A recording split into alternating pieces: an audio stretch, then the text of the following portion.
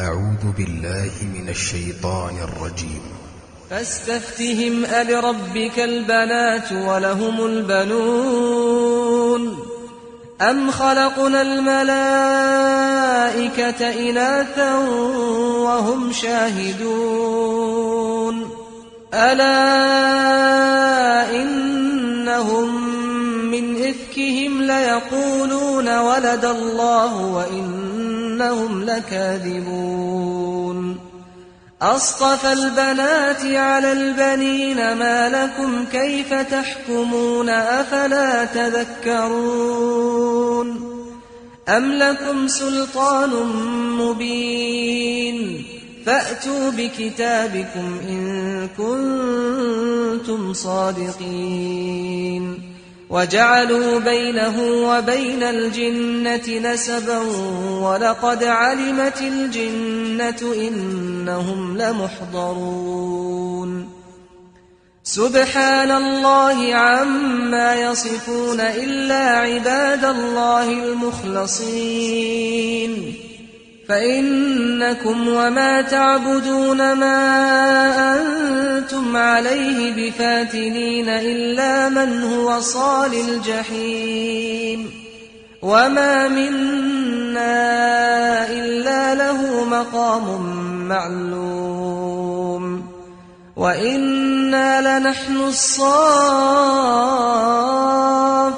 وإنا لنحن المسبحون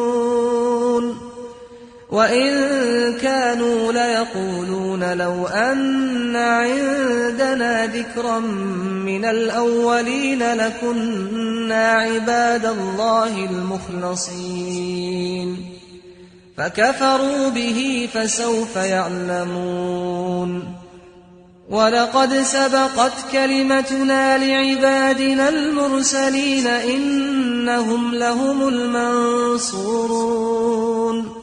وإن جندنا لهم الغالبون فتول عنهم حتى حين وأبصرهم فسوف يبصرون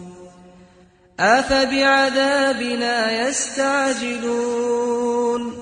فإذا نزل بساحتهم فساء صباح المنذرين وتول عنهم حتى حين وأبصر فسوف يبصرون